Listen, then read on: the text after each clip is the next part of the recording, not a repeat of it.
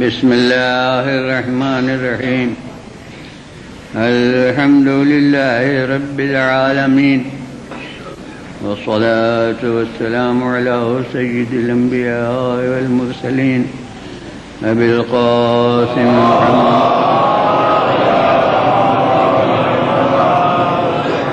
خاتم النبيين وآله الطيبين الطاهرين المعصومين. أما بعد، فقد قال الله سبحانه في كتابه المبين وهو أصدق الصادقين: هو الذي بعث في الأميين رسولا منهم يتلو عليهم آياته ويزكيهم ويعلمهم الكتاب والحكمة وإن كانوا من قبل لفي ضلال مبين.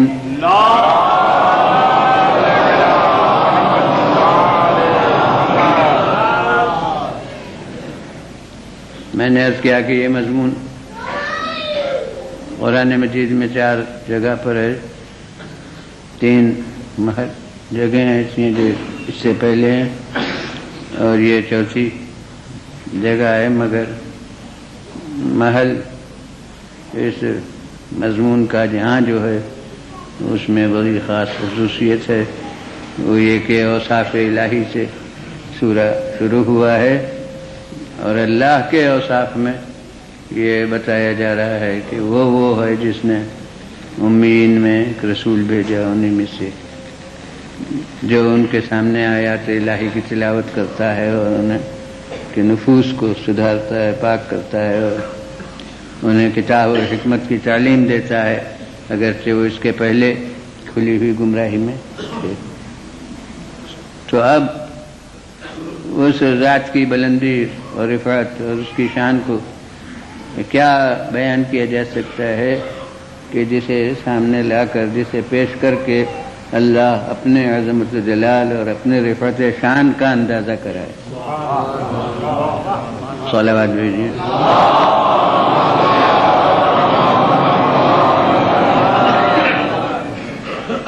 اور حقیقت امر یہ ہے کہ ان ہستیوں کی اصل شان اور اصل مرتبے کو سمجھنا ہمارے لیے غیر ممکن ہے، اور اس کے لیے میں ایک عقلی اصول آپ کے سامنے پیش کرتا ہوں۔ وہ یہ ہے کہ کمال کی منزل سے نقص کو سمجھنا ممکن ہے، مگر نقص کی منزل سے کمال کو سمجھنا یہ ممکن نہیں۔ اس کی روزمرہ کی مثال یہ ہے کہ جو کامل عمر کی منزل تک پہنچ گیا، پیری کے دور تک آ گیا، وہ جانتا ہے کہ جوانی کیا تھی اور جوان جانتا ہے کہ بچپنا کیا تھا، لیکن بچہ صحیح تصور نہیں کر سکتا کہ شباب کیا ہوگا۔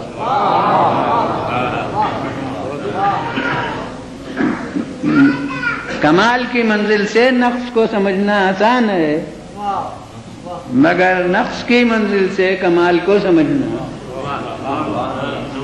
یہ ممکن نہیں ہے۔ اور دوسری مثال، جب ہم جاگتے ہیں اور آنکھ کھلتی ہے تو سمجھتے ہیں کہ خواب دیکھا تھا، سو رہے تھے، لیکن سوتے میں یہ تصور کہ ہم جاگیں گے تو یہ ہوگا، یعنی جاگنے میں سونے کو سمجھ سکتے ہیں، مگر سوتے میں جاگنے کو نہیں سمجھ سکتے۔ اس وقت تو اسی کو ہم بیداری سمجھتے ہوتے ہیں۔ اور اب موضوع وہ نہیں ہے، مگر ضمناً کہہ دوں کہ جیسے اس عالم خواب میں ہم اس بیداری کی حقیقت نہیں سمجھ سکتے، اسی طرح اس دار دنیا کی بیداری میں آخرت کے دور کی بیداری کی نہیں۔ صلوات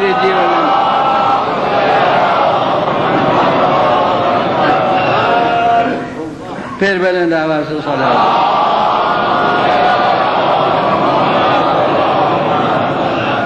تو بس دو روزمرہ کی مثالیں اس عقلی حقیقت کے سمجھنے کے لیے کافی ہیں کہ منزل کمال سے نقص کو سمجھنا ممکن ہے، مگر منزل نقص سے کمال کو سمجھنا ناممکن ہے.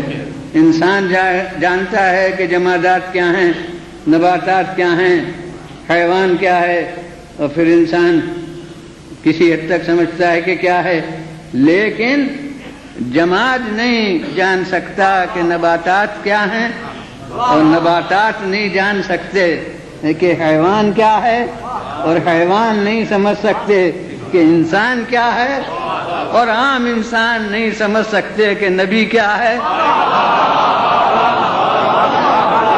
اور اب میں کہتا ہوں کہ عام انبیاء نہیں سمجھ سکتے کہ خاتم الانبیاء کیا ہے.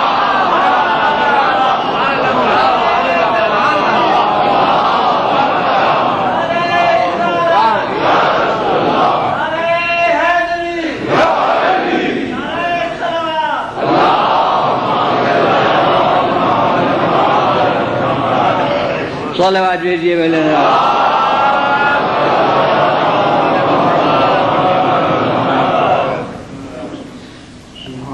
اب کوئی مجھ سے کہہ سکتا ہے کہ جب یہ ثابت ہو گیا ہے، عقلی اصول بھی ہے اور اس کو یہاں مثالوں سے بھی ثابت کر دیا گیا کہ ہم سمجھ ہی نہیں سکتے اس منزل کو، بلکہ یہاں تک ہو گیا کہ ہم انبیاء نہیں سمجھ سکتے خاتم الانبیاء کی منزل کو.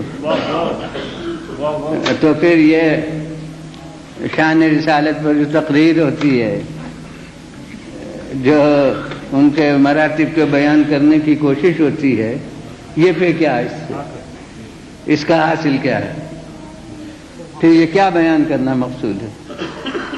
تو اب اس کے لیے پھر ایک روزمرہ کی مثال عموماً میں کوئی منطق فلسفے کی بوجھل باتیں آپ کے سامنے نہیں پیش کیا کرتا ہوں.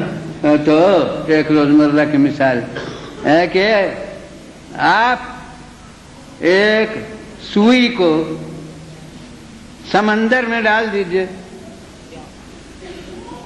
تو سوئی اس سمندر کو اپنے میں لے نہیں سکتی، سمندر اس میں سمائے گا نہیں، مگر جتنا اس کے ناکے میں وسعت ہے اتنا تو سمندر آ ہی جائے گا. صلوات بھیجیے بھلے.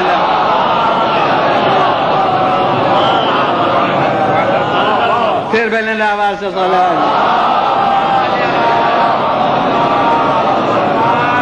بھائی یہی سمجھ لیجئے کہ ہماری تمام کوششیں چاہے تحریری ہوں چاہے تقریری ہوں اور ہم سے بلند پایا افراد اور وہ کوشش کریں تو اس کی حقیقت یہی ہے، اور یہی آپ سے مطالبہ ہے کہ اپنی کشتی ذہن کو کمالات محمد مصطفیٰ کے سمندر میں ڈال دیجئے، پھر جتنی ظرف میں وسعت ہے اتنا کریں.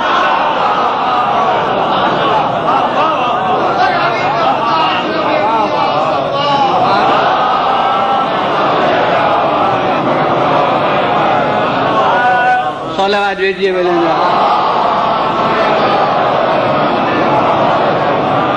پھر بلند آواز سے صلوات.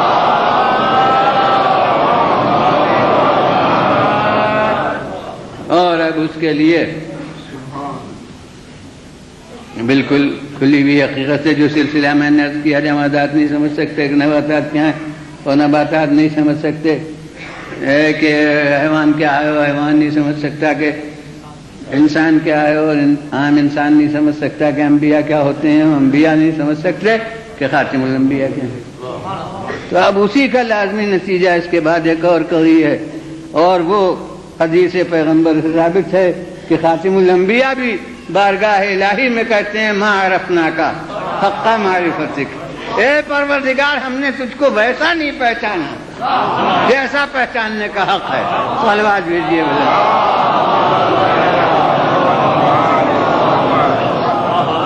پھر بلند آواز سے.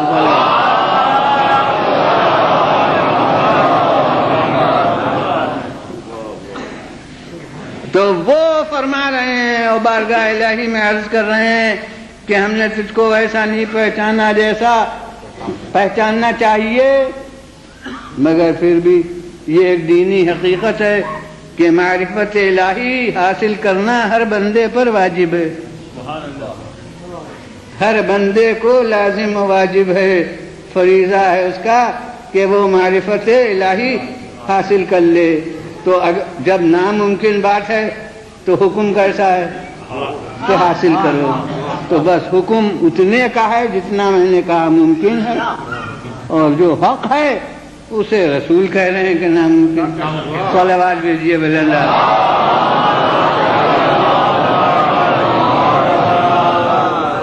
بس جس طرح معرفت الہی حاصل کرنا ہر بندے پر فرض ہے، یہاں تک کہ یہ بھی قید نہیں کہ عالم پر فرض ہے، جاہل پر فرض نہیں، جتنا جس کی بساط ہو اتنا اس کو سمجھنا۔ تقلید اصول دین میں حرام ہے، حق کو حق خود اپنے عقل سے اپنے ضمیر سے سمجھنا چاہیے۔ تو اب ظاہر ہے کہ فلسفی اپنی زبان میں اپنے معیار پر دلائل قائم کرتا ہے، اور معمولی انسان وہ بوہیا اس نے اپنے معیار پر دلیل قائم کر لی تھی۔ کسی نے کہا تم نے اپنے خدا کو کاہے سے پہچانا؟ اس نے کہا اسی اپنے چرخے سے، جب تک میں چرخہ چلاتی رہتی ہوں چلتا رہتا ہے، ادھر میں رکی اور چرخہ رک گیا تو یہ ذرا سا چرخہ تو بغیر میرے چلتا نہیں، اور یہ کائنات کا چرخہ بغیر کسی چلانے والے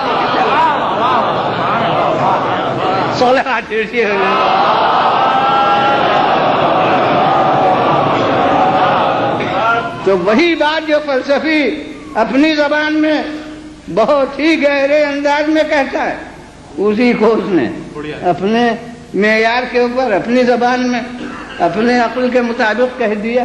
تو اس لیے وہاں معرفت الہی جو حاصل کرنا واجب ہے وہ یہ نہیں ہے کہ وہ جاہل ارسطو والے دلائل سے معرفت حاصل کرے، افلاطون والے دلائل سے معرفت حاصل کرے، نہیں، جو اس کو مطمئن کر سکے، جو دلیل وہ اس کے لیے وہی ہے۔ تو معرفت الہی واجب، یہ ایک حقیقت دینی ہے مسلم، اگر ممکن نہیں بالکل تو واجب کیوں کر ہے؟ اور پھر وہ حدیث تو برابر آپ کے گوش رد ہے کہ من ماتا ولم یعرف امام زمانہ ماتا میتتن جاہلیہ، جو مر گیا اور اس نے اپنے امام زمانہ کی معرفت نے حاصل نہیں کی تو وہ جاہلیت کی موت دنیا سے گیا۔ تو اب معرفت واجب جب ہے تو ممکن ہے، جبھی تو واجب ہے، اگر ممکن نہ ہوتی، ہمارا خدا عادل ہے، ناممکن چیز کا حکم نہیں دیتا، تو بس ناممکن اس حد تک ہے کہ حق معرفت ہو، اور ممکن اس حد تک ہے جتنی اپنی بساط ہے۔ صلوات بھیجیے بڑے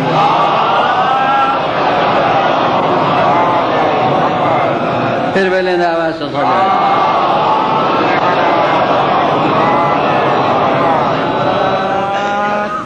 اور اب یہ آیت میرے نزدیک ہے، اس کی تفصیل انشاءاللہ پھر کل عرض ہوگی کہ بہت بڑا ذریعہ ہے رسول کی شان کے سمجھنے کا اس آیت کا مضمون، کیونکہ خدا کی بھی معرفت ہم حاصل کرتے ہیں تو اس کے آثار قدرت کاموں کو دیکھ کے یہ سمجھنے کی کوشش کرتے ہیں کہ وہ ذات کیسی ہے جو یہ سب کام انجام دے رہی ہے۔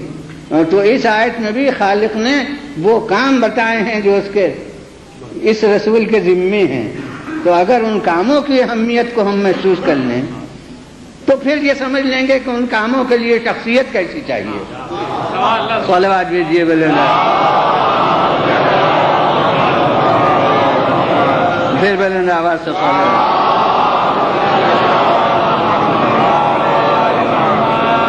لیکن وہ تو میں نے وعدہ کیا ہے کل بیان کرنے کا، کیونکہ وہ سلسلہ کاموں کا آگے شروع ہوتا ہے، ابھی پہلے تو وہ کام کا بیان تو ایک صفت کے طور پر ہے کہ یہ کرتے ہیں یہ کرتے ہیں، یہ سب صفتیں ان کی، اور موصوف ان کا کیا ہے، ارشاد ہوا بعثا، اس نے بھیجا امیین میں ایک رسول. تو رسول موصوف ہے اور اس رسول کی یہ سب صفتیں ہیں کہ یہ رسول ایسا ہے، یہ کام انجام دیتا ہے، یہ کام انجام دیتا ہے، یہ کام انجام دیتا ہے، وہ سب فہرست بات کو ہے. تو وہ پہلی لفظ ہے رسولن، کہ اس نے بھیجا ایک رسول. اب یہ رسول ہی کی لفظ میں کیا صفتیں مضمر ہیں؟ وہ صفتیں بات کو ہیں، ان کاموں پر اور بات کو ہوگا. پہلے رسول کے تحت میں لفظ رسول میں کیا بلندی مضمر ہے اس کو دیکھیے. رسول عربی کی لفظ ہم سمجھتے ہیں کہ یہ ایک مذہبی منصب عہدے کا نام ہے، مگر نہیں، یہ عام لغت کے جو معنی ہیں رسول کے، وہ بہت سی لفظ اس کی آپ کی اردو کا جز بنی ہوئی. مثلا مرسل و مرسل الیہ، مرسل بھیجنے والا، مرسل الیہ جس کی طرف بھیجا جائے. عربی میں مصدر اس کا ارسال ہے، ارسال کے معنی بھیجنا، اور جو بھیجا جائے وہ مرسل. عوام غلط مصرع پڑھتے ہیں کہ جب احمد مرسل نہ رہے. وہ مرسل تو اللہ ہے، وہ صحیح ہے احمد مرسل. جو بھیجنے والا ہو وہ مرسل، جسے بھیجا گیا ہو وہ مرسل. تو جب احمد مرسل نہ رہے کون رہے گا؟ تو مرسل کے معنی جو بھیجا جائے. اخباروں میں آتا ہے مراسلہ، بھیجا ہوا کوئی مضمون، اس کو کہتے ہیں مراسلہ. تو اب اس کو چاہے فارسی میں کہیے فرستادن، چاہے اردو میں کہیے بھیجنا، چاہے انگریزی میں جو لفظ ہے وہ کہیے، کسی بھی لفظ میں اس کو ادا کیجیے بھیجنا.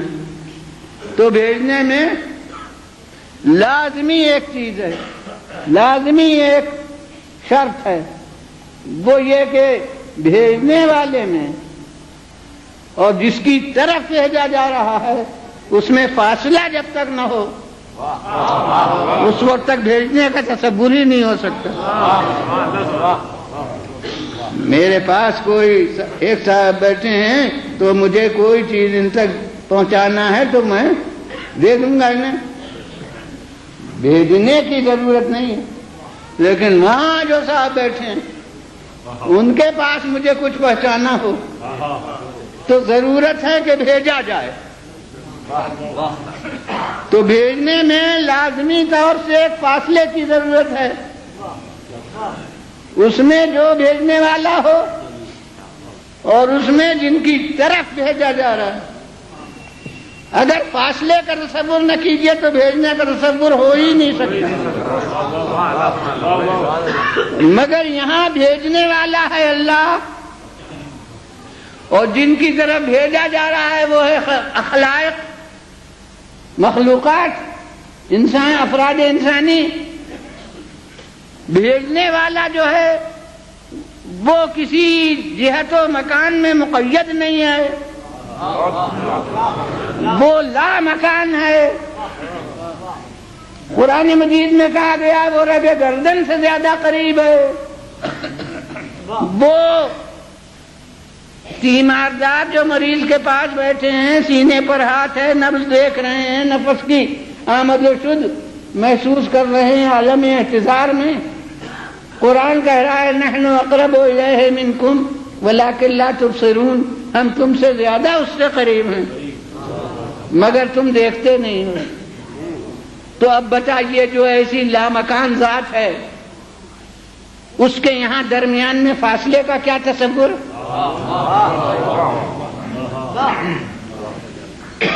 وہ جب کسی جگہ رہنے والا نہیں، کسی محل پر متمکن نہیں،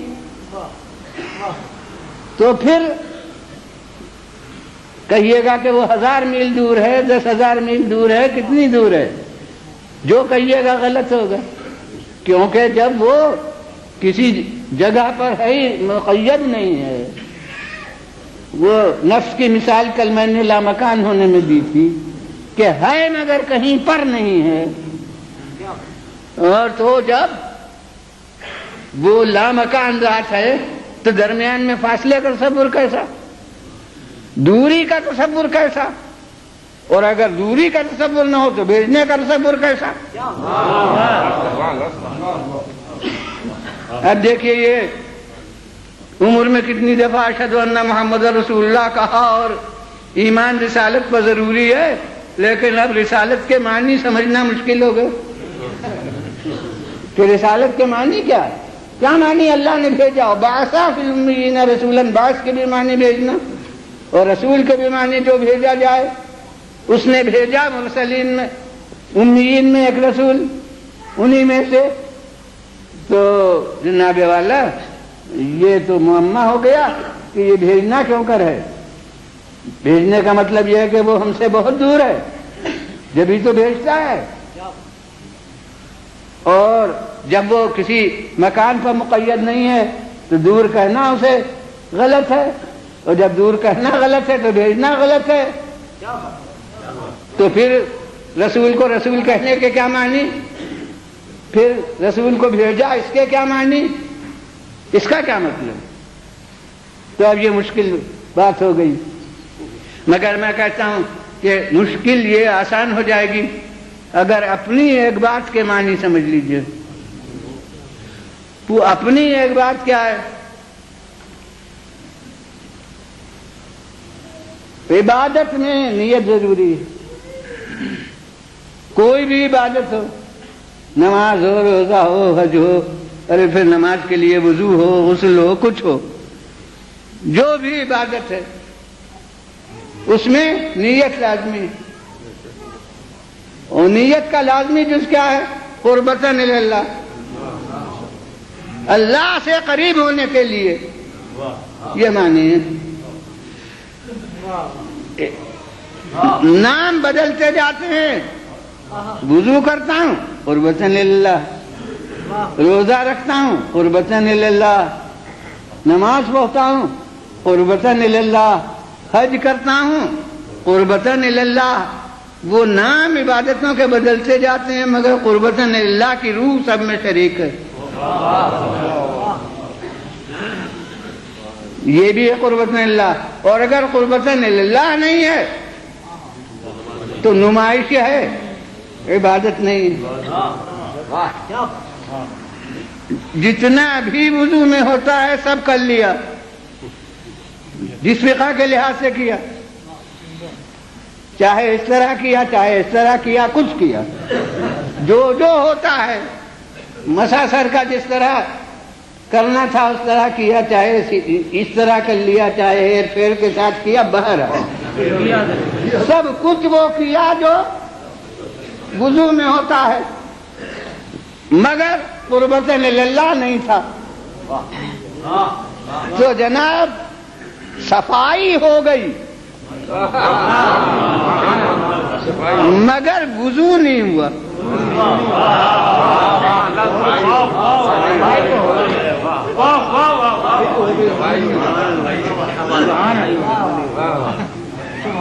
غسل میں جس طرح ہوتا ہو، چاہے ڈبکی لگا کے غسل کرنا تھا وہ کیا، خواہ ڈال کر ڈول یا لوٹے اپنے اوپر اس طرح غسل کیا، کچھ بھی کیا۔ تو نہا تو بے شک لیے، انگریزی بھی نام اس کا معلوم ہے، وہ آپ سبھی جانتے ہیں، بلکہ بہت سے کو اردو نہیں یاد ہوگی، انگریزی یاد ہوگی۔ تو جناب یہ ہو گیا، مگر جس کا نام غسل ہے وہ نہیں ہوا اگر قربتاً اللہ نہیں ہے۔ جو نماز میں ہوتا ہے سب کر لیا، اور بہت ہی بظاہر رجوع قلب سے کیا، نگاہ جہاں رہنا چاہیے وہیں رہی، ہاتھ جس طرح رہنا چاہیے اسی طرح رہے، رکوع سجدہ سب بڑی عمدہ طریقے پر ہو گیا، مگر قربتاً اللہ نہیں ہوا۔ تو سرکار والا اٹھا بیٹھی ہو گئی، جھکاؤ ہو گیا رکوع کا، سجدے میں زمین پر جو عمل ہوتا ہے ٹکر لگا لی، لیکن جس کا نام نماز ہے صلاۃ ہے وہ نہیں ہوئی۔ سب چیزیں ماہ رمضان میں ترک کی، مگر قربت اللہ نہیں تھا تو فاقہ ہو گیا، روزہ نہیں ہوا۔ جو جو حج میں ہوتا ہے سب کر لیا، وہاں پہنچے بھی، اور جو جو باتیں عمر بھر نہیں کی تھیں، کیسے ریاضت سے بال رکھے تھے، مگر وہاں جا کے ختم کر دینا پڑے، اور جناب جو کپڑے کبھی نہیں پہنے تھے وہ کپڑے وہاں جا کر پہنے، سب کچھ وہی ہوا، مگر قربت اللہ نہیں ہوا۔ تو بے شک سیاحت حجاز ہو گئی، سفر مکہ ہو گیا، تجارت اگر کرنا ہو تو ہو گئی، سیاست کا کوئی مقصد ہو تو ہو گیا، مگر جس کا نام حج ہے وہ نہیں ہوا۔ معلوم ہوا کہ عبادت کی اصل روح ہے قربت اللہ، اور قربت اللہ کے معنی کیا ہے؟ اللہ سے قریب ہونے کے لیے اس قریب کو سمجھ لیجئے تو اس دور کو سمجھ لیجئے گا۔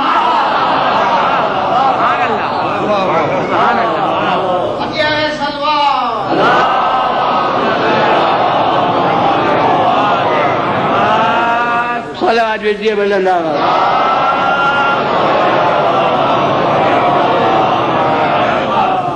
پھر بلند آواز سے صلوات۔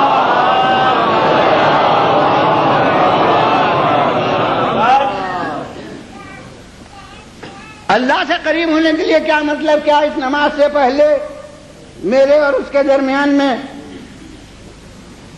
1000 میل کا فاصلہ تھا، اور جب یہ نماز پڑھ لوں گا تو 999 میل رہ جائیں گے، 1 میل وہ ادھر آ جائے گا یا میں ادھر چلا جاؤں گا۔ کیا مطلب؟ قربتاً للہ۔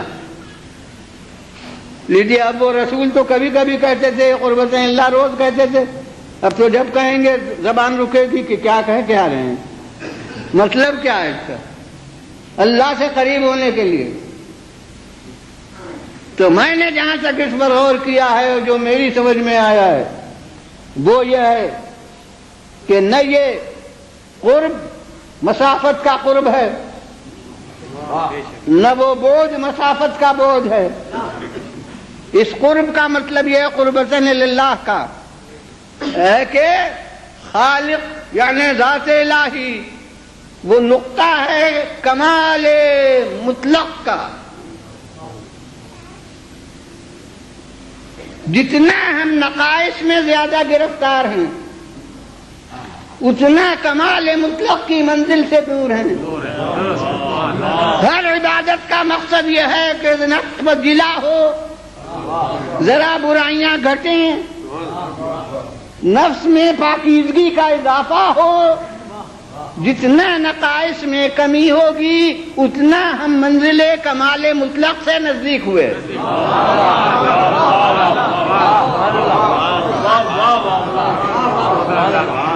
عبادت ہو جاتی ہے تھوڑے وقت میں، اور اگر صحیح طور پر عبادت بھی تو اثر اپنا مستقل ایک چھوڑ جاتی ہے۔ قرآن مجید نے کہا ان الصلاۃ تنہی عن الفحشاء والمنکر، نماز جو ہے وہ برائیوں سے اور شرمناک کاموں سے روکتی ہے۔ نماز روکتی ہے یعنی کیفیت نفس میں پیدا کرتی ہے کہ آدمی پھر ان برائیوں کی طرف نہ جائے۔ وہ نماز تو ہو گئی بغیر رجوع قلب سے، بغیر خضوع و خشوع سے، بہت ہی تجوید کے قرأت کے ساتھ بھی، تو فرض کیجئے کہ 15-20 منٹ میں ہوئی اور کسی کی نماز 5 ہی منٹ میں ہو گئی، یوں کہہ سکتے ہیں جتنا ازبر زیادہ یاد ہوئی اتنا جلدی سے ہو گئی، تو نماز ہو تو گئی اتنے وقت میں، لیکن اگر وہ واقعی نماز ہے تو اثر نفس میں جو چھوڑ گئی وہ نماز ختم ہونے کے بعد بھی باقی ہے۔ اب اگر ہم دیکھیں کہ ہمارا نماز گزار اسی وقت نماز پڑھتا ہے اور اسی وقت جا کے مسجد کے کسی ذخیرے پر نظر جاتی ہے اس کی، تو حضور والا جس نے یہ نسخہ تجویز کیا ہے اس نے اثر یہ بتایا تھا کہ یہ برائیوں سے روکتا ہے۔ اب یا اس نسخہ مرتب کرنے والے کو کہیے معاذ اللہ کہ اس نے غلط کہا، اور یا پھر مان لیجئے کہ جو عمل کیا وہ واقعی نماز نہیں تھا۔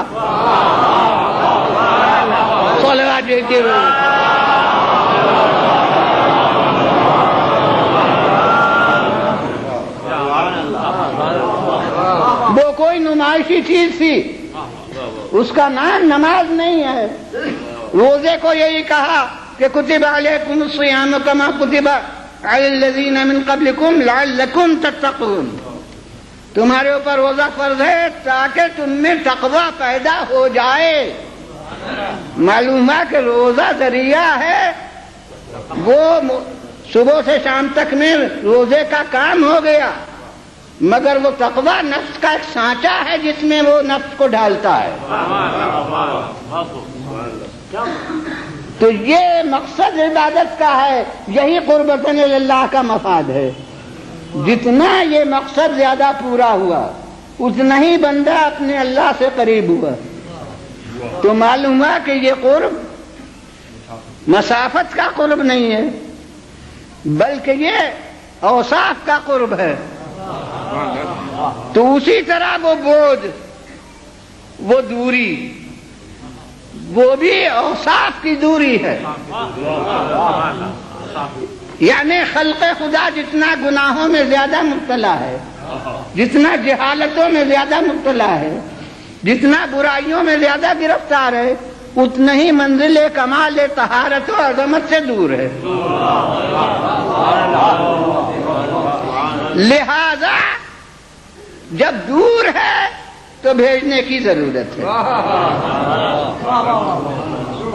اب بھیجنے کا صبر ہو گیا، دوری بھی سمجھ میں آئی، مگر اب ایک پہلو پر ہر مکتب خیال کا مسلمان غور کرے، ایک پہلو پر ہر نقطۂ نظر کا انسان جو رسالت کا قائل ہو وہ غور کرے کہ جو بھیجا جائے اس دور والے کی طرف بھیجنا ہے مجھے، تو جو بھیجا جائے وہ بھیجنے سے پہلے اس کے پاس ہوگا جس کی طرف بھیجا جا رہا ہے، یا اس کے پاس ہوگا جو بھیجنے والا ہے۔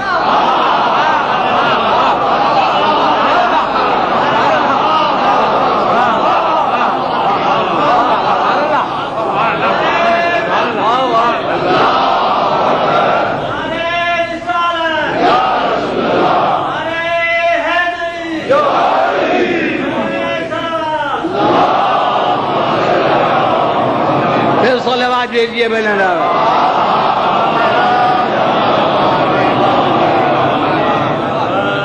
حضور، جسے بھیجوں گا ان دور والے کسی صاحب کے پاس تو وہ وہی ہو سکتا ہے جو میرے پاس ہو، اور اگر وہ بھی اتنا ہی دور ہوا تو خود اس کی طرف کسی کے بھیجنے کی ضرورت ہے، اسے بھیج کیسے سکتا ہوں؟ لہذا جو بھیجا جائے گا وہ بھیجنے والے کے پاس ہوگا، تبھی بھیجا جائے گا، بغیر اس کے بھیجا نہیں جا سکتا۔ اور یہاں دوری ہے اوصاف کی دوری، تو ماننا پڑے گا کہ جن گناہوں میں خلق خدا گرفتار ہے، جس کی وجہ سے وہ خالق سے دور ہے، وہ ذات جسے وہ بھیجتا ہے وہ بھیجے جانے سے پہلے ان برائیوں سے بری ہوگی۔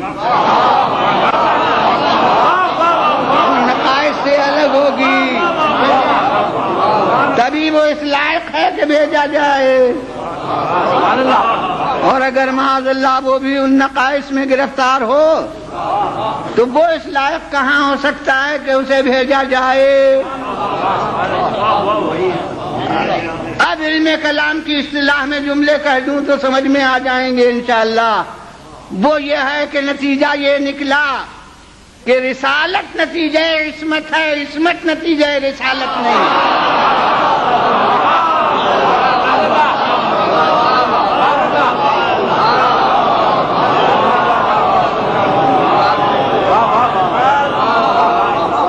پھر بلند آواز سے صلوات۔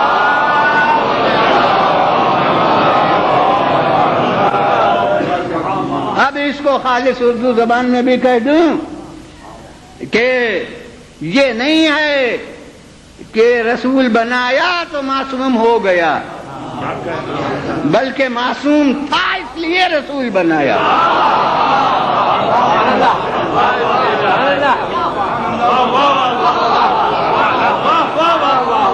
پھر صلوات بھیجیے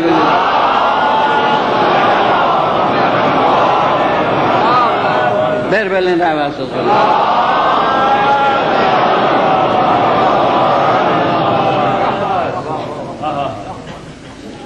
مگر وہ ہمارا علم ہے جو تجربے کا محتاج ہے، یعنی ہم کسی کو 10-20 برس آزما کے دیکھیں کہ یہ سچا ہے یا نہیں، تب ہم سمجھ سکتے ہیں کہ آدمی سچا ہے۔ ہمارا علم محتاج تجربہ ہے، لیکن یہ رسالت کا عطا کرنے والا جو ہے، تاج رسالت پہنانے والا جو ہے، اس کا علم محتاج تجربہ و مشاہدہ نہیں ہے کہ پہلے کچھ عرصے تک وہ دیکھے کہ معصوم ہے یا نہیں، اور جب تھوڑی مدت تک دیکھ لے کہ معصوم ہے تب اس کے بعد وہ رسول بنائے۔ یہ ہم عطا کرنے والے منصب کے ہوتے تو یہی ہوتا، مگر کسی منصب کو دنیا نے اپنے ہاتھ میں لیا ہو، بہرحال رسالت کو کسی نے اپنے ہاتھ میں نہیں لیا، وہاں جمہوریت کا کوئی قائل نہیں ہوا۔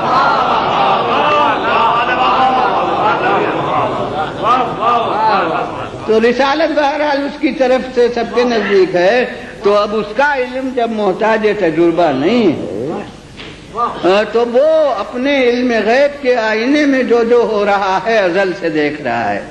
جو آج کا گنہگار ہے ازل سے اس کے علم میں ہے کہ یہ گنہگار ہے، جو آج کا معصوم ہو وہ ازل سے جانتا ہے کہ معصوم ہے، لہذا رسالت بر بنائے عصمت ہے۔ لیکن زمانے کے لحاظ سے یہ نہیں ہے کہ پہلے معصوم ہو، کچھ دن تک رسول نہ ہو، کچھ دن تک عہدہ نہ ہو، بعد میں وہ جب کچھ عرصے دیکھ لیا جائے کہ معصوم ہے تب عہدہ اسے ملے، بلکہ اللہ اپنے علم غیب کے آئینے میں جسے معصوم پاتا ہے اسے ازل میں تاج رسالت پہنا دیتا ہے، ازل میں تاج نبوت پہنا دیتا ہے۔ اور اس لیے کئی دفعہ اس حدیث کو پڑھ چکا ہوں گزشتہ مجالس میں بھی، سالہ گزشتہ میں بھی، کہ اسی رسول نے ہم سے کہا کہ کنت نبیا وآدم بین الماء والطین، میں اس وقت بھی نبی تھا جب آدم کا پتلا آب و گل میں تھا، اور اس جز پر کل بھی توجہ دلا چکا کہ اس دور میں بھی نبی تھا، نبی ہوا نہیں، یعنی آغاز رسالت اب بھی ہمیں معلوم نہیں ہوا کہ کب سے رسالت ملی۔ تو اب در زمانے کے لحاظ سے یہ نہیں ہے کہ عصمت پہلے ہو اور رسالت بعد کو ہو، مگر مرتبے کے لحاظ سے یہ اس پر مبنی نہیں ہے۔ عصمت مبنی رسالت پر نہیں ہے، بلکہ رسالت مبنی عصمت پر ہے، کہ چونکہ یہ معصوم ہے اس لیے اس کو نبی بنایا، چونکہ یہ معصوم ہے اس لیے رسول بنایا۔ ہاں خدا کا علم تو محتاج تجربہ نہیں ہے، مگر دنیا والوں کا علم محتاج تجربہ ہے۔ اس لیے جسے وہ اپنے علم کی بنا پر تاج نبوت اس وقت پہنا دے گا جب ابھی دنیا میں مخلوق کا وجود نہیں ہے. اعلان نبوت کرائے گا 40 برس کی عمر گزرنے پر، تاکہ دنیا آزما لے، دنیا تجربہ کر لے. صلوات بھیجیے بلندہ.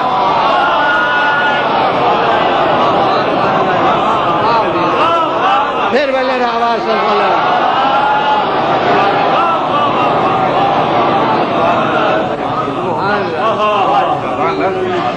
اور خالق نے بھی 40 برس کی عمر منتخب کی.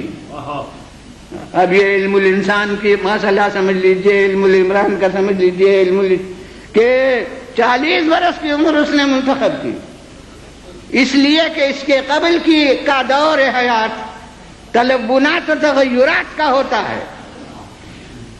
بہت سے نقش اچھے شوقیہ بنتے ہیں اور مٹ جاتے ہیں، بہت سی عادتیں پڑتی ہیں اور چھٹ جاتی ہیں، لیکن 40 برس کی عمر وہ ہے جس میں ٹھہراؤ نفس انسانی میں پیدا ہو جاتا ہے، جس میں ہر عادت ملکہ بن چکتی ہے.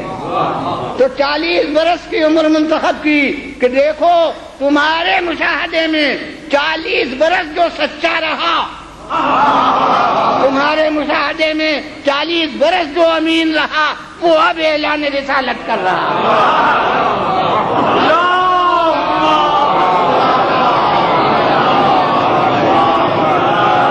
صلوات دیجیے بلندہ.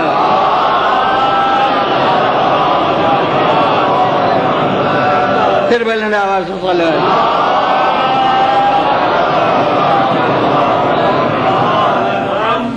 اور میرے نزدیک اخلاق رسول کا ہر گوشہ بے نظیر تھا. اس جس کے متعلق انشاءاللہ ممکن ہے آئندہ کہ کسی مجلس میں بیان ہو تفصیل سے. میرے نزدیک جتنے اوصاف حمیدہ انسان تھے سب ان میں بے نظیر تھے، یعنی صابر بھی ان سے بڑھ کے کوئی نہ تھا. میرے نزدیک حلیم بھی ان سے بڑھ کے کوئی نہ تھا. میرے نزدیک سخی و جواد بھی ان سے بڑھ کے کوئی نہ تھا. جتنے صفات حمیدہ بلند اخلاق تھے وہ سب ان میں نقطہ کمال میں تھے. مگر یاد رکھیے کہ صفت ہونا اور چیز ہے اور لقب بن جانا اور چیز ہے. حلیم تھے مگر حلیم صفت رہی، لقب نہیں ہو گیا کہ دور سے آتے ہوں لوگ کہیں حلیم آ رہا ہے. بے شک جواد و سخی تھے مگر جواد صفت رہی، لقب نہیں بنا. بے شک صابر تھے مگر صابر وصف رہا، لقب نہیں ہوا. لیکن یہ دو صفتیں، ایک سچائی اور ایک امانت داری، یہ اتنی نمایاں ہوئی. اور بہت سی لفظیں پرانے ادب میں نہیں تھیں، اب جدید ادب میں بہت استعمال ہوتی ہیں. اب سنا ہے مجھے جدید ادب کی لفظیں بھی اردو میں بھی بدلتی رہتی ہے، تو اس لیے یہ لفظ پہلے مجھے نہیں آتی تھی، اب آ گئی ہے. کہ ابھی تو نمایاں میں نے کہا تھا کہ یہ دو صفتیں اتنی نمایاں ہوئی. اب میں کہتا ہوں اپنے ترقی یافتہ اردو میں کہ سب وصف تھے مگر یہ دو وصف اتنے اجاگر ہوئے کہ لقب کی حیثیت اختیار کر لی. ایک صادق اور ایک امین. یعنی اب یہ دور سے آ رہے ہیں تو نام کے بجائے لوگ کہیں گے صادق آ رہا ہے، دور سے آتے ہیں تو نام کے بجائے کہیں گے امین آ رہا ہے. تو یہ دو صفتیں کیوں اتنی نمایاں ہوئی؟ میری تو یہ سمجھ میں آیا ہے کہ چونکہ یہ دونوں صفتیں دعوے میں دخل رکھتی ہیں. جو سچا ہو وہ جھوٹا دعویٰ کیوں کرے گا، اور جو امین ہو وہ پیغام کے پہنچانے میں کٹر بیونت کیوں کرے گا.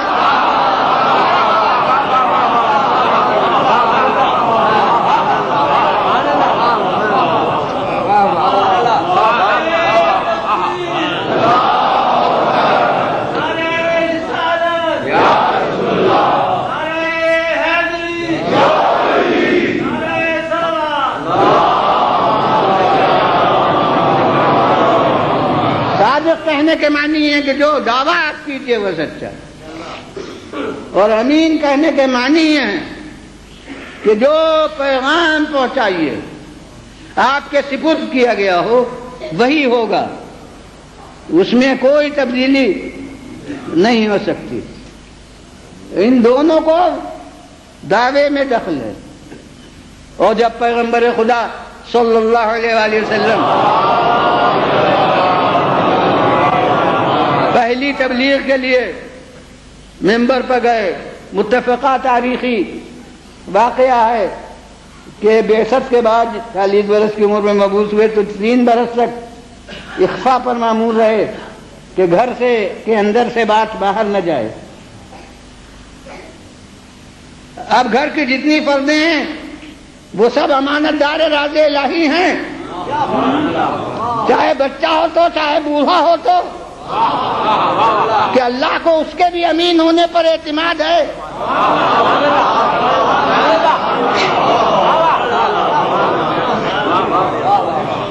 تین برس تک گھر کے اندر رہے بات، 3 برس کے بعد وہ آیت اتری منظر عشیرتک الاقربین، اب اپنے جو قریب ترین عزیز ہیں انہیں قریش کے افراد بس ان تک پیغام پہنچائیے جو دعوت عشیرہ ہوئی، اور اس کی تفصیل کو اس وقت عرض نہیں کرنا ہے۔ تو 3 برس کے بعد ہوا، اور اس کے کچھ عرصے کے بعد پھر وہ حکم آیا کہ فاصدع بما تؤمر، بس اب برملا علانیہ پیغام پہنچائیے۔ اور اس کے بعد وہ واقعہ ہوا جو ابھی پیش کروں گا کہ کوہ صفا پر تشریف لے گئے اور وہاں جا کے اعلان عام کیا۔ مگر اب یہاں ایک پہلو پر ممکن ہے کبھی توجہ دلا چکا ہوں لیکن وہ بڑا اہم ہے، اس لیے اس کو آج بھی ضرور توجہ دلاؤں گا کہ تاریخ دعوت اسلامی متفقہ طور پر یہ ہے کہ بات گھر سے شروع ہوئی، 3 برس تک گھر کے اندر رہی، پھر گھرانے تک پہنچی، پھر دنیا تک پہنچائی گئی۔ تو اب درایتاً دنیا غور کرے کہ اب سابق الایمان کو گھر میں ڈھونڈیے گا یا دنیا میں؟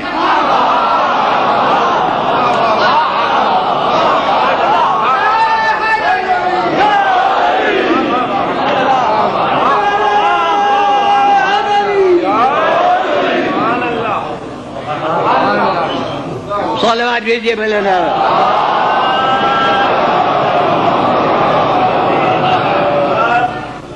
غرض ہے وہ تیسری منزل آئی، وہ قبل کی منزلیں تفصیل سے نیت کرنا ہے۔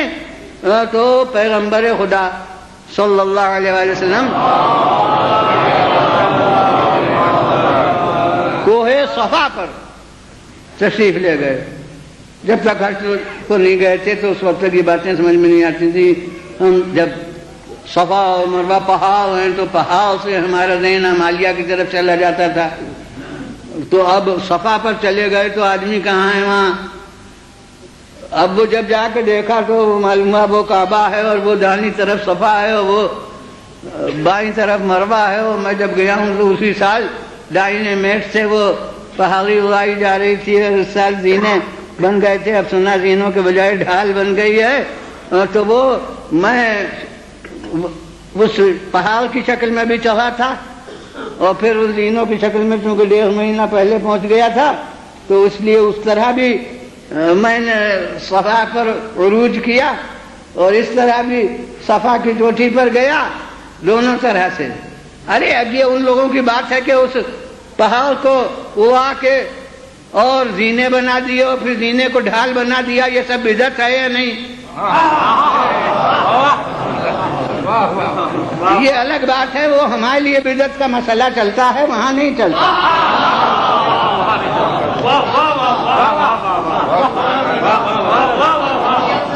وہاں جو ہو وہ سنت ہے۔ تو حضور یہ سب ہو گیا، اور اب چھت بن گئی ہے، وہ صحیح چھت کے نیچے ہوتی ہے، اور یہ سب اس سے بحث ہی نہیں کہ یہ نیا ہے پرانا ہے یا کیا ہے۔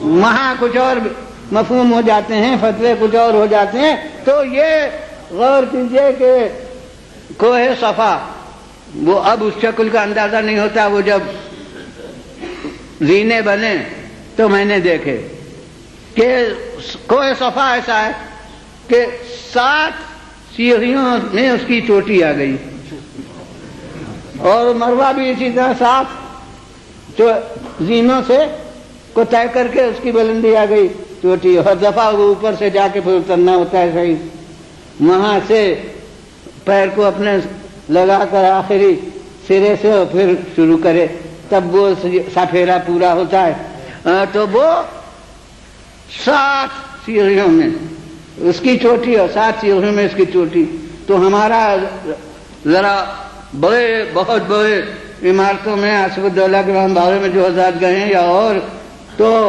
اس سے بھی بعض بڑے ہوتے ہیں، تو متوسط ممبر ہمارے یہاں کا بڑا 7 سیڑھیوں کا 7 زینوں کا اکثر ہوتا ہے۔ تو میں کہتا ہوں کوہ صفا پر جانا نہ تھا تبلیغ اول کے لیے ایک ممبر کی تلاش تھی، جب کوئی اہم تبلیغ کرنا ہوئی ہے تو ممبر کی ضرورت بھی ہے، جہاں صفا تھا اسے ممبر بنا لیا، جہاں صفا نہ تھا اسے پالان شتر کا ممبر بنا۔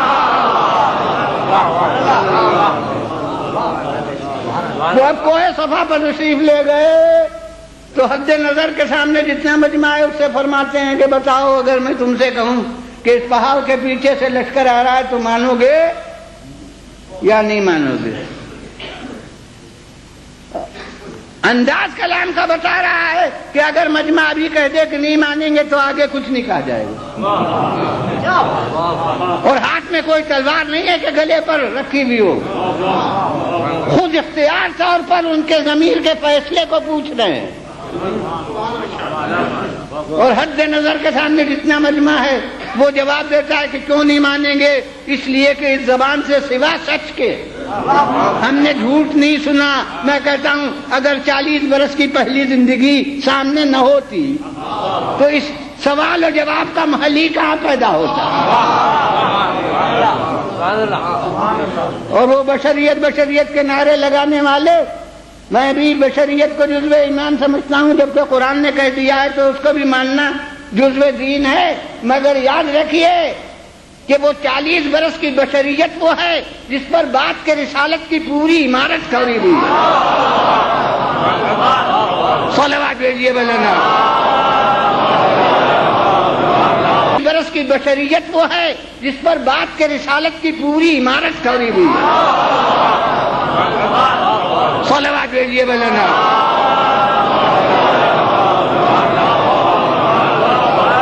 پھر بلند آواز سے صلوات۔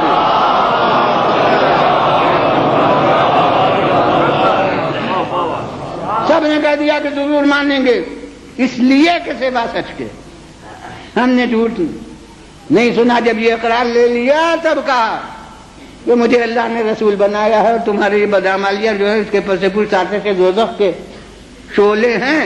اب یہ پیغام پہنچایا تو پھر اب لوگ ہنستے ہوئے چلے گئے، اس لیے کہ اب سوال اپنی زندگی میں انقلاب کا تھا، وہ بڑی مشکل ہے۔ تو اب مگر کتنے ہنستے ہوئے چلے جائیں، عمر بھر دل میں ضمیر سے یہ آواز تو اٹھتی رہے گی۔ ابھی کہا تھا کہ کیوں نہ مانیں گے، اب ضمیر کے اندر سے کوئی کہتا رہے گا کہ کیوں نہیں مانتے، کیوں نہیں مانتے۔ وہ بہرحال اللہ کی حجت ہے ان کے خلاف، تو انہوں نے کہا تھا کیوں نہیں مانیں گے، اب مان نہیں رہے ہیں۔ اب جب نہیں مان رہے ہیں تو کیا کیا کہہ رہے ہیں؟ قرآن نے سب بتا دیا کہ یہ کہہ رہے ہیں، شاعر کہہ رہے ہیں، کاہن کہہ رہے ہیں، وہ بھی قافیہ بندی کرتے تھے کاہن لوگ، تو کاہن کہہ رہے ہیں، اور سب سے سب بات یہ ہے کہ معاذ اللہ مجنون کہہ رہے ہیں، دیوانہ کہہ رہے ہیں۔ آج کل تو علم النفس یونیورسٹیوں کا مستقل موضوع ہے اور اس پر ریسرچیں ہوتی ہیں اور مختلف حلقے میں اس کی تعلیم، مستقل فیکلٹیاں ہیں، بلکہ کالج بھی بعض جگہ ہوتے ہیں اس کے۔ تو علم النفس میں کوئی غلط بات بھی ہوتی ہے تو اس کے پس منظر میں ذہن کے اندر کوئی چیز ہوتی ہے، مثلا سوتے میں بھی بر آتا ہے تو کچھ ذہن کے اندر ہے جو ابھر کے آتا ہے، اس برنانے کی صورت میں، یا یہ کہ دیوانے کی بکواس ہے تو وہ بھی ذہن کے اندر کچھ تصورات ہیں جن پر عقل بندھن لگائے ہوئے تھی اور اب وہ ابھر کے سامنے آ رہے ہیں۔ غلط بات میں بھی کچھ نفسیاتی حقیقتیں ہوتی ہیں جو مضمر ہوتی ہیں، تو میں کہتا ہوں یہ سب غلط باتیں ہیں۔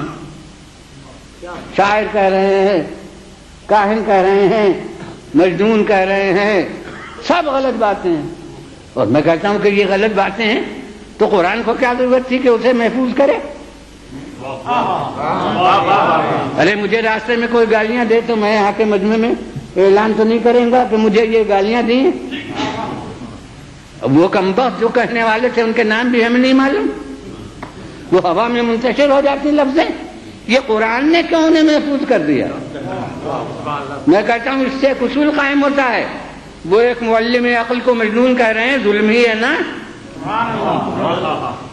ایک سنجیدہ حکیمانہ کلام کرنے والے کو شاعر اور کاہن کہہ رہے ہیں، یہ ظلم ہی تو ہے۔ اس سے قرآن نے محفوظ کر کے اصول قائم کر دیا کہ مظالم کے ذکر سے مظلوموں کی توہین نہیں ہوتی ہے۔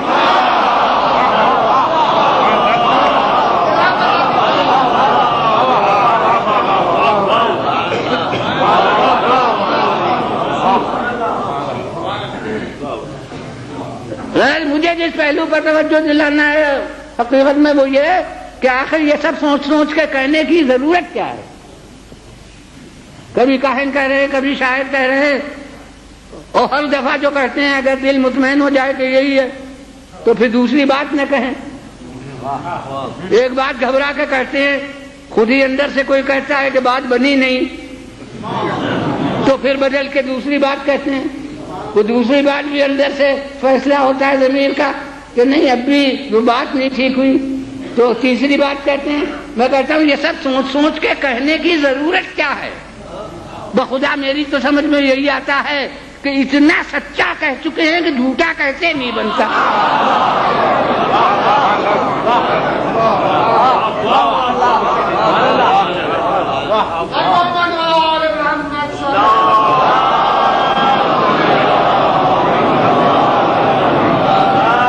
یہ ہے اثر اس سچا سمجھنے کا۔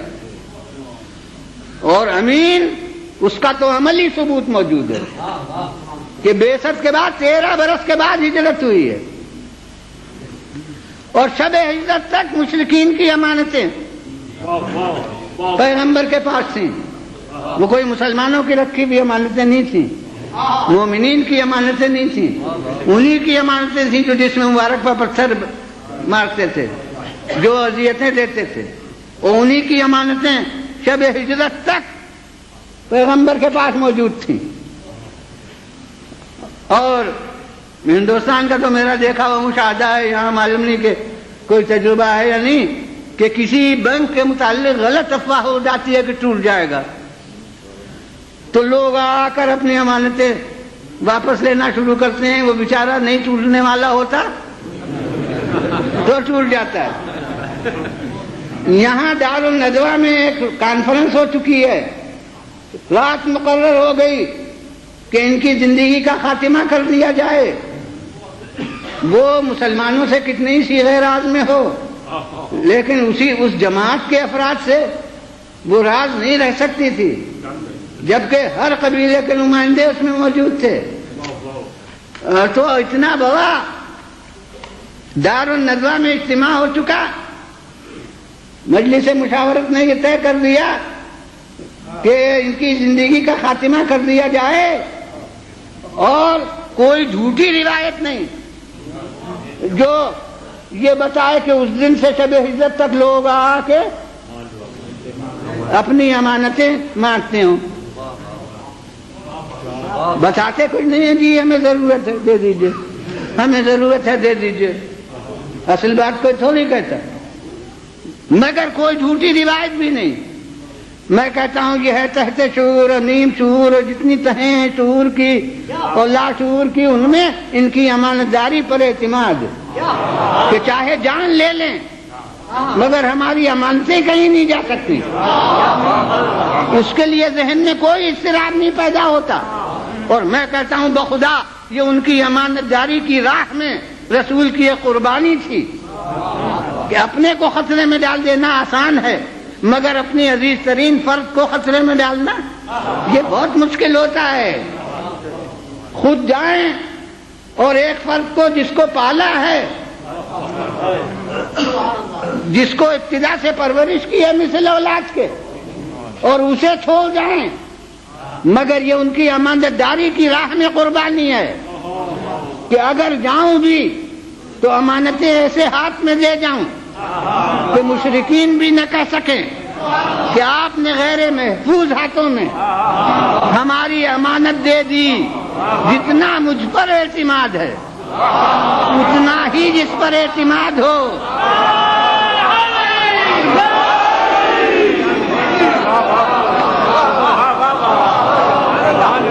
اسے امانتیں سپرد کر کے جاؤں۔ میں کہتا ہوں اب تمام مسلمانوں کے لیے لمحہ فکریہ ہے کہ جو ایسا امین ہو کہ مشرکین کی امانتیں بغیر محفوظ ہاتھوں میں دیے ہوئے شہر نہ چھوڑے، وہ خدا کی امانتیں بغیر محفوظ ہاتھوں میں دیے ہوئے دنیا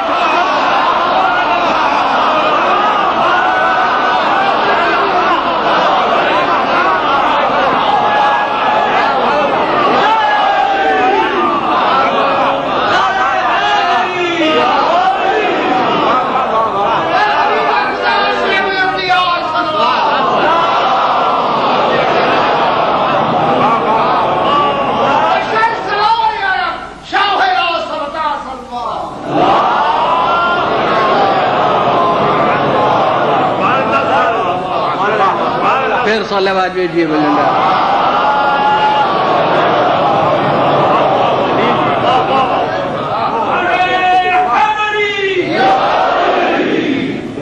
اب سلسلے سے نعرے لگا دیجیے جی۔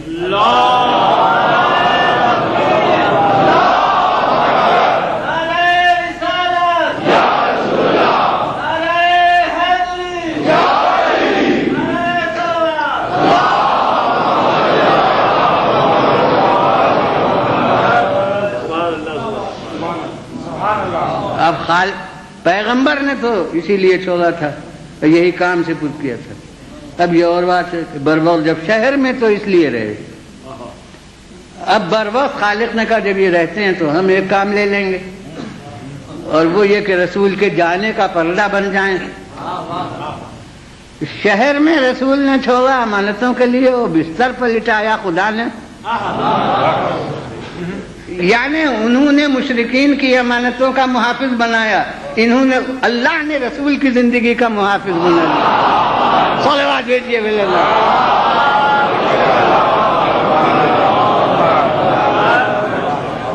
وہ پھر خالق نے بروقت یہ کہہ دیا کہ ان سے کہو کہ یہ بستر پر لیٹ رہے ہیں، اس کو تفصیل سے اس وقت نیت کرنا ہے، تو اب اس کے لیے بستر رسول پر لیٹے، اور حکم یہی تھا کہ لیٹ رہے۔ سونا آدمی کے اختیار میں نہیں ہوتا، لیٹنا اختیار میں ہوتا ہے، تو حکم سونے کا نہیں ہو سکتا، لیٹنے کا حکم ہو سکتا ہے۔ یہ تو نفس کی کیفیت سے متعلق ہے، اگر نفس مضطرب ہوگا تو جاگ کے رات کاٹے گا، اگر نفس مطمئن ہوگا تو سو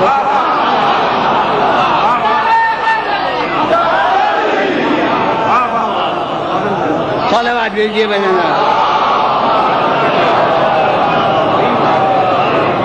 پھر بلند آواز سے صلوات۔ بہرحال اب یہ خاموش فداکاری ہوتی، بستر پر لیٹ کر جو فداکاری ہوئی ہے کہ خالق نے سند عطا فرمائی۔ مجھے یاد ہے سال گزشتہ راوی پنڈی میں یہ آیت عنوان کلام تھی، اس وقت ضمن آئیے کہ من الناس من یشری نفسہ ابتغاء مرضات اللہ۔ دیکھو انسانوں میں ایک ایسا بھی ہوتا ہے جو اپنی جان کو رضائے پروردگار کی خاطر فروخت کر دیتا ہے۔ یعنی یہ قرآن مجید کا طریقہ یہ ہے کہ فرض کی مدح کرنا ہوتی ہے لیکن جمع کے صیغے استعمال کرتا ہے۔ انگوٹھی رکوع میں انہوں نے ایک فرض نے دی تھی، مگر خالق نے سب صیغے جمع کے استعمال کیے، انما ولیکم اللہ ورسولہ والذین آمنوا الذین یقیمون الصلاۃ ویؤتون الزکاۃ وہم راکعون، شخص کی مدح ہے صیغے جمع کے، مگر اس کردار میں کچھ ایسی انفرادیت ہے کہ خالق اپنے اس طریقے کو چھوڑ کر وحدت کی لفظ استعمال کر رہا ہے کہ من الناس من یشری، انسانوں میں ایک دیکھو ایسا بھی ہوتا ہے، یشری واحد کا صیغہ ہے، وہ لوگ نہیں ہیں، ایک فرد ہے ایسی کہ جو اپنی جان کو رضائے پروردگار کی خاطر فروخت کر دیتی ہے۔ بس آپ کی توجہ تو ظاہر ہے، مگر کل کافی طولانی ہوا تھا، آج بھی کم تو نہیں ہوا ہے، لیکن آپ کو شاید مختصر ہی معلوم ہو، لیکن آگے نہیں بڑھنا چاہتا ہوں، اور وہ یہ عرض کر رہا ہوں کہ وحدت نمایاں کی ہے کہ انسانوں میں ایک وہ بھی ہے۔ میرا دل تو کہتا ہے کہ کیا کروں، اس کے بعد وحی کا دروازہ بند ہے، شاید 10 محرم سن 61 کو کوئی آیت اترتی تو یہ وحدت کثرت کی شکل اختیار کرتی، یعنی پھر اس میں ہوتا کہ دیکھو انسانوں میں ایسے بھی ہوتے ہیں۔ اب شاید کسی کی عقیدت پر بار ہو جائے کہ کہاں حضرت علی بن ابی طالب علیہ السلام کی منزل، اور کہاں یہ کربلا کے پورے 72 ان سب کو کہا جا رہا ہے کہ آج وہ وحدت کثرت کی شکل اختیار کری۔ میں کہتا ہوں مجھے بھی فرق مراتب نمایاں ہے، ارے عرب ہیں غیر عرب ہیں، اور معصوم تو ایک ذات ہے، یعنی عصر تک کے جہاد میں اصطلاحی معصوم وہ تو ایک ہے، اور باقی اصطلاحی طور سے ہم فہرست معصومین میں داخل نہیں کرتے ہیں، تو زمین آسمان کا فرق ہے، مگر جہاں تک کردار کربلا کا تعلق ہے مجھے تو فرق محسوس نہیں ہوتا، اور اگر فرق میں ہوتا تو حجت خدا سب کو مخاطب کر کے کیوں کہتے کہ بے ابی انتم امی طبتم بطابت الارض التي فيها دفنتم وفزتم واللہ فوزا عظیما، میرے باپ ماں تم پر نثار، اے مجاہدین کربلا تم بھی پاک ہوئے اور وہ سرزمین بھی پاک ہوئی جہاں تم دفن ہوئے، اور یا لیتنی، معصوم اپنی پوری زندگی کی عصمت سمیت کہہ رہا ہے کہ کاش میں تمہارے ساتھ ہوتا اور اس عظیم کامیابی کو حاصل کرتا جو کربلا کے میدان میں تم حاصل کر رہے تھے۔ اور ہمیں بھی سکھایا گیا ہے کہ جب واقعہ کربلا کو یاد کرو تو کہو کہ یا لیتنا کنا معکم، کاش ہم آپ کے ساتھ ہوتے اور اس عظیم کامیابی میں شریک ہوتے۔ اور میں کہتا ہوں کہ اسی میں ہمارے گریے کا پس منظر ہے۔ ہمیں معلوم ہے کہ اس گریے کے خلاف طرح طرح کے منطقی سوالات پیش ہوتے ہیں، کچھ شاعرانہ لباس میں، کچھ منطقیانہ لباس میں، کچھ نفسیاتی لباس میں، تو انہی میں سے ایک یہ ہے کہ یہ رونا تو بزدلی ہوتا ہے۔ ارے عورتوں کا کام رونا دھونا ہوتا ہے، مردان وغیرہ کو رونے سے کیا مطلب؟ لہذا یہ رونا بزدلی ہے۔ میں کہتا ہوں کہ ذرا سمجھ کے بات کہیے، کسی معرکے میں ہو کر رونا بزدلی ہے، مگر کسی معرکے میں شرکت پر نہ رونا، کسی میں شریک نہ ہونے پر رونا، یہ عین شجاعت ہے۔ بخدا ہم کربلا کے میدان میں ہوتے تو روتے نہ ہوتے۔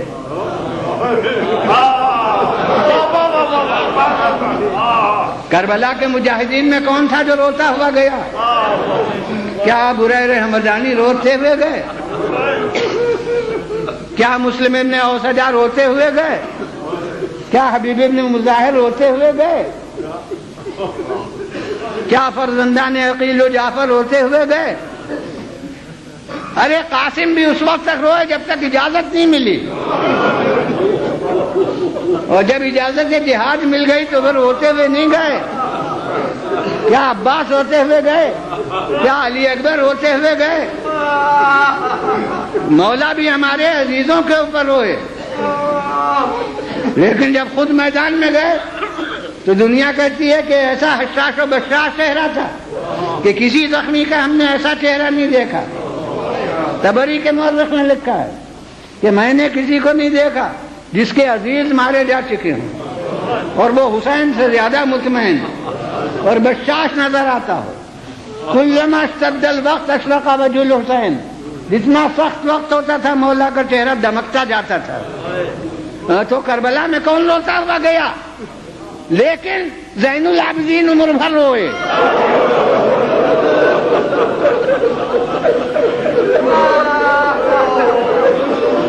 اب آپ سمجھے ہمارے رونے کا مطلب. اب آپ اس گریے کی حقیقت سمجھے. زین العابدین عمر بھر رو رہے ہیں، اور بس یہ چیزیں تو اکثر بطور تمہید مصائب میں بیان ہوتی ہیں، مگر میرے یہاں وہی اصل مصائب ہوتے ہیں، اور آپ الحمدللہ ویسے ہی مصاب ہو جاتے ہیں جیسا کہ مصائب میں ہونا چاہیے. میں کہتا ہوں کہ سید الساجدین، خدا کا شکر ادا کیجئے کہ آپ جب چاہتے ہیں مجلس کر لیتے ہیں. ارے زین العابدین کا دل نہیں چاہتا تھا کہ باپ کی مجلس کریں، مگر دور وہ ملا تھا کہ باپ کی مجلس نہیں کر سکتے، اور جو اصل اپنے غم کے واردات ہے اس کا اظہار نہیں کر سکتے. ایک دفعہ موقع ہو گیا کہ زہری آئے. زہری بڑے محدثین میں اکابر علماء میں سے ہیں، شہاب الدین زہری. وہ آئے اور بہرحال دل کے کسی گوشے میں اہل بیت سے تھوڑا لگاؤ تھا، تو اس لیے عرض کرنے لگے، حالانکہ بہت بڑا ان کا درجہ حکومت شام کے دربار میں بھی تھا، مگر کچھ نہ کچھ دل کے اندر لگاؤ تھا اہل بیت سے، کہ آ کر عرض کیا کہ امام صلی اللہ علیہ وسلم کے پاس کہ میرے یہاں شادی ہے، دل چاہتا ہے کہ حضور میری عزت افزائی فرمائیں. دیکھیے آج تک اس کا اعلان نہیں کیا، اظہار نہیں ہوا ہے، اب وقت آیا تو فرماتے ہیں کہ جب سے بابا شہید ہوئے ہیں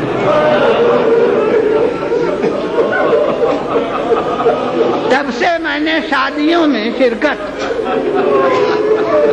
ترک کر دی ہے، میں شریک نہیں ہوا کرتا. اب میں نے ممبر پر اپنی گناہگار زبان سے بیان کیا تو ماشاءاللہ آوازیں گریے کی بلند ہو گئی. اب جب صاحب اعزا کہے تو کیا سوز و گداز تھا اس جملے میں کہ اب زہری کی ہمت ہی نہیں بھی کہ اصرار کریں. واپس چلے گئے، مگر وہ جملہ دل میں گھر کر گیا تھا، اور واقعی تمنا تھی کہ امام میرے یہاں تشریف لائے. تو اب کچھ عرصے کے بعد وہ آئے اور کہا، اس دفعہ میں نے عرض کیا، آپ نے ایسی بات فرمائی کہ پھر میری ہمت ہی نہیں بھی کہ میں آپ سے عرض کروں. اب میں نے آپ کے والد بزرگوار کی ایک مجلس برپا کی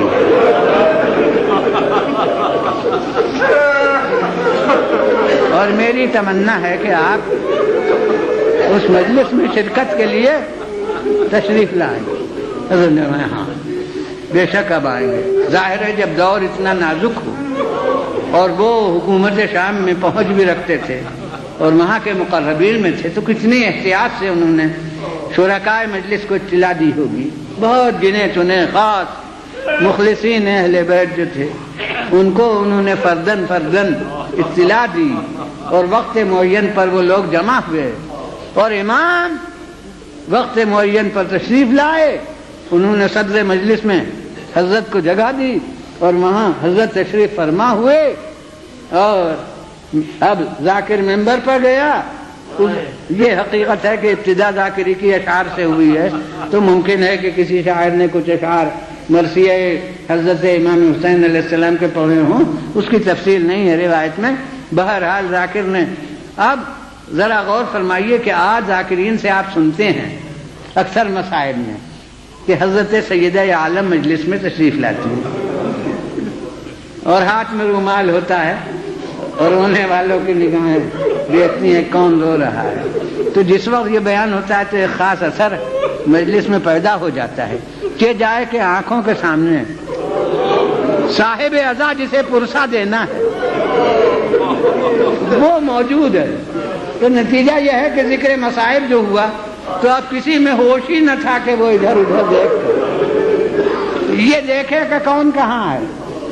جب بیان مجلس ختم ہوا اور انہوں نے سر اٹھایا تو دیکھا کہ امام وہاں پر نہیں ہے جہاں بٹھایا تھا. اب حیران ہوئے، ادھر دیکھا ادھر دیکھا تو یہ دیکھا کہ صف نعال میں جہاں حاضرین نے جوتیاں اتاری ہیں وہاں امام تشریف فرما ہے. یہ آئے قدموں پر سر رکھ دیا، کہا حضور میں نے تو وہاں بٹھایا تھا، یہ آپ یہاں کہاں؟ فرمایا ارے تم تو اسی مجمع کو دیکھ رہے ہو، میں دیکھ رہا ہوں کہ کون کون اس مجلس میں شریک ہے، تو میں نے اپنے لیے جگہ یہی مناسب. ماشاءاللہ اجرکم اللہ.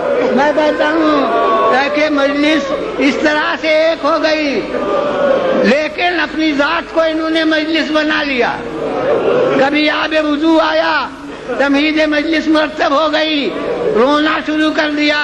اور بس اب اسی واقعے پر ختم کر دوں گا کہ اب ایک دفعہ قصاب کو دیکھ لیا کہ اس نے جانور کو روح قبلہ لٹایا ہے، ذبح کرنا چاہتا ہے. فرماتے ہیں ارے بھائی کیا کر رہے ہو؟ کیا واقعی پوچھ رہے ہیں؟ نہیں، تمہید مجلس ہے. کیا کر رہے ہو؟ اس نے کہا حضور جو آپ کے جد بزرگوار رسول اللہ کا حکم ہے ذبح کرنا چاہتا ہوں. تو میں ہاں جانتا ہوں، مگر پوچھنا یہ کہ تم نے پانی بھی دے لیا؟ تو کہتا حضور ہم قصاب ہمارا قاعدہ ہے عام ہے کہ جب ذبح کرتے ہیں تو پہلے پانی پلا لیتے ہیں. تو تمہید ختم ہو گئی، رخ ہوا کربلا کی طرف. اے بابا ارے قصاب تک بغیر پانی دیے تھے ذبح نہیں کرتے. آگ کو اس کو میں جب